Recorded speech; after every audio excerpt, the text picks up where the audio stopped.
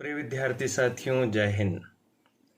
इस वीडियो में हम आपको यह बताने जा रहे हैं कि इस वर्ष जिन विद्यार्थियों ने राष्ट्रीय शिक्षा नीति 2020 के अंतर्गत बीए, बीकॉम, बीएससी, बीएचएससी, बीबीए, बीसीए आदि की फर्स्ट ईयर की कक्षाओं में एडमिशन लिया, उनकी वार्षिक परीक्षाएं कब तक होना संभावित है।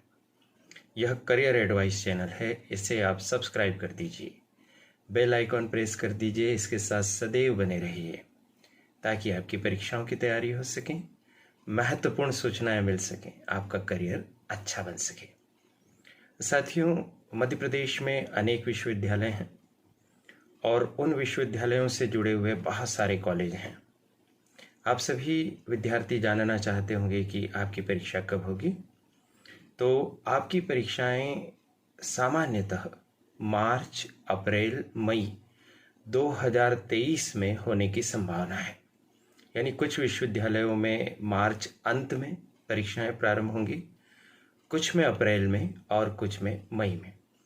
तो आप अगर ऐसा मान लें कि मार्च अंत तक आपकी परीक्षाएं प्रारंभ हो सकती हैं, तो अभी आपके पास दिसंबर, जनवरी, फरवरी और मार्च, ये 4 माह का समय है। सुनने में ऐसा लगता है कि यह समय बहुत ज़्यादा है, और जिन विश्वविद्यालयों में अप्रैल में होगी तो वहाँ 5 माह है, जिनमें मई में प्रारंभ होगी तो वहाँ पर और ज़्यादा थोड़ी सी अवधि है। तो ऐसा लगता है कि बहुत सारा समय है, लेकिन साथियों, राष्ट्रीय शिक्षा नीति के अंतर्गत आपके कोर्सेज ज़्यादा हैं, लिखित परीक्षाओं के प्रश्न पत्र अधिक हैं, साथ ही साथ आपके प्रैक्टिकल प्रोजेक्ट आदि की भी इसमें अधिकता है। यदि आपने समय का सदुपयोग करना अभी से प्रारंभ किया तो आप बहुत अच्छे ग्रेड के साथ अपनी फर्स्ट ईयर की परीक्षा को उत्तीर्ण कर सकेंगे। पिछले दिनों एक समाचार पत्र में एक समाचार प्रकाशित हुआ था और उसमें यह बताया गया था कि देवी अहिल्या विश्वविद्यालय इंदौर का जहाँ तक प्रश्न है, वहाँ की फर्स्ट ईयर की परीक्षाएं मई में प्रारंभ होने की संभावना है। साथियों, ये अखबार की खबर है, ये अधिकृत विश्वविद्यालयीन अधिसूचना नहीं है। अतः आप ऐसा मान लीजिए कि उससे पहले अप्रैल अंत में ही आपकी परीक्षाएं शुरू हो सकती हैं। इस हिसाब से आप 4 महीने का टारगेट रखते हुए अपनी पढ़ाई को गंभीरता से प्रारंभ कर दीजिए। देखिए, आपके मेजर सब्जेक्ट के 2 प्रश्न पत्र होंगे, दोनों का बहुत ज़्यादा सिलेबस है। आप उसके नोट्स बनाएंगे, तैयारी करेंगे, बहुत लंबा समय लगेगा। इसी तरह से आपका माइनर सब्जेक्ट और ओपन इलेक्टिव सब्जेक्ट, उनके कोर्सेज भी काफ़ी ज़्यादा हैं। तो ये 4 प्रश्न पत्र हैं। यदि आप 15-15 दिन भी एक एक प्रश्न पत्र की तैयारी के लिए देते हैं, बाकायदा प्रश्नों की सूची बनाकर उनके नोट्स बनाते हैं, उत्तर बनाते हैं, तो आपको 15 दिन तो लग ही जाएंगे एक प्रश्न पत्र की तैयारी करने में। तो 2 महीने तो आपके इन्हीं 4 प्रश्न पत्रों की तैयारी में चले जाएंगे। इसी तरह से आधार पाठ्यक्रम में आपके 4 प्रश्न पत्र हैं। भाषा एवं संस्कृति, जिसको आप हिंदी भाषा कहते हैं, English language and Indian culture, पर्यावरण और योग एवं ध्यान, इन चारों के भी सिलेबस बहुत हैं। साथ ही साथ चूंकि इनमें ऑब्जेक्टिव क्वेश्चंस पूछे जाएंगे, तो आपको बहुत सारे तथ्य तैयार करने होंगे ताकि आप ऑब्जेक्टिव प्रश्न के उत्तर अच्छे से लगा सकें। तो 4 वो और 4 ये 8 प्रश्न पत्र हो गए। इसी तरह से जो आपका वोकेशनल पेपर है, उसकी भी एक लिखित परीक्षा होगी। उसके लिए भी आपको कम से कम 10-12 दिन देने होंगे, तब आप 3 या कुछ पेपर्स में 4 इकाइयों में विस्तृत अपने पाठ्यक्रम के नोट्स बना पाएंगे। साथ ही साथ आपको वोकेशनल जो आपका पेपर है, उसकी एक प्रैक्टिकल फाइल भी तैयार करनी है। कुछ कॉलेजेस में प्रैक्टिकल फाइल को लेकर काफ़ी गंभीर वातावरण है और वो काफ़ी परिश्रम से विद्यार्थी उन फाइल्स को तैयार कर रहे हैं। हमारा अनुरोध आप सभी से है कि फाइल को बहुत ही अच्छे से तैयार कीजिए ताकि आपकी फाइल मॉडल फाइल बन जाए, आइडियल फाइल बन जाए। तो एक फाइल तैयार करनी होगी। तो ये हो गए इस तरह से 10। इसी तरह से आपने एक प्रोजेक्ट लिया होगा, फील्ड प्रोजेक्ट या इंटर्नशिप या अप्रेंटिसशिप या फिर कम्युनिटी एंगेजमेंट एंड सर्विसेज। उसमें भी तो आपको फील्ड पर जाना है। यदि आप फुल टाइम जाते हैं तो 7 दिन और पार्ट टाइम जाते हैं तो 15 दिन।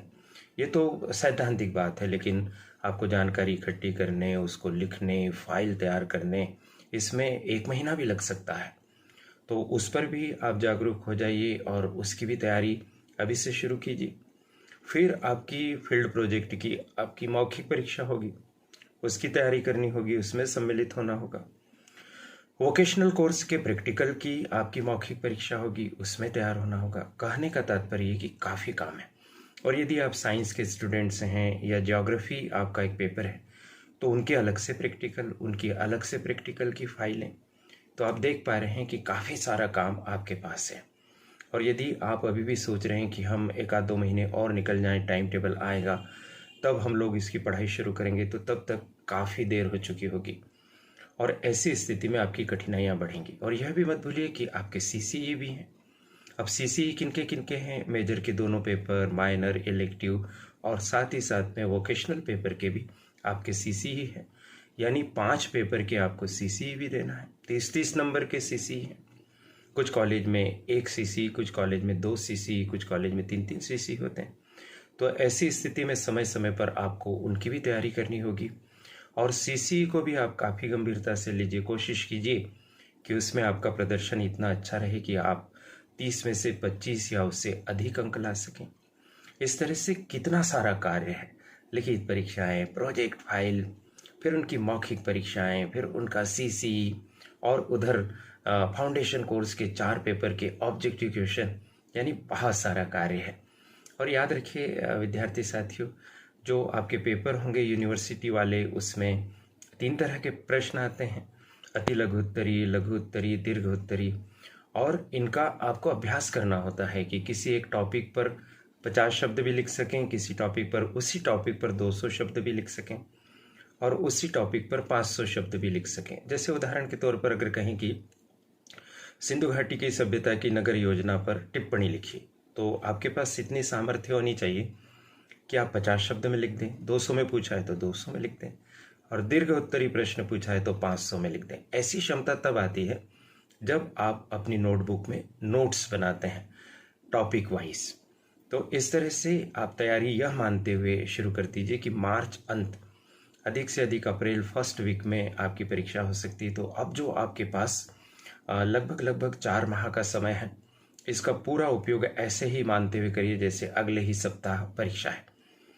आपकी एक सहायता करियर एडवाइस चैनल इस तरह से कर सकता है कि आपको कम से कम कला संकाय के और वोकेशनल कोर्सेज के कई विषयों के आपको ऐसे प्रश्नों की सूची उपलब्ध करा सकता है जिन प्रश्नों के लिखित परीक्षा में पूछे जाने की पूर्ण संभावना है। जैसे इतिहास मेजर माइनर हो गया, राजनीति विज्ञान, समाजशास्त्र, हिंदी साहित्य। अब इन प्रश्नों की सूची आप कहाँ से प्राप्त करेंगे?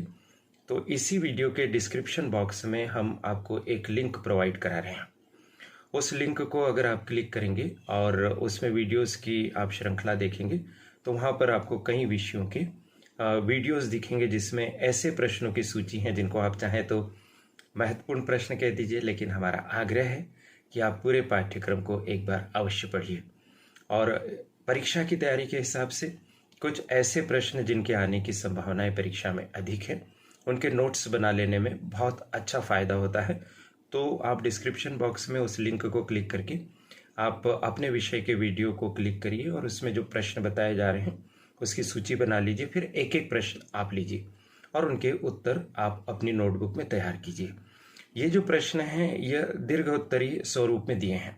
यदि आप इन प्रश्नों को तैयार करेंगे तो इन्हीं प्रश्नों के अंदर ऐसे उप विभाग होंगे कि जिन पर आधारित आपके अति लघुत्तरी और लघुत्तरी प्रश्न पूछे जा सकते हैं। जैसे उदाहरण के तौर पर राजनीति विज्ञान में यदि आपसे पूछा जाए कि मौलिक अधिकारों का वर्णन कीजिए, तो अब मौलिक अधिकार जब संविधान बना तब 7 थे, अब 6 हैं, तो आप एक विस्तृत उत्तर बनाते हैं।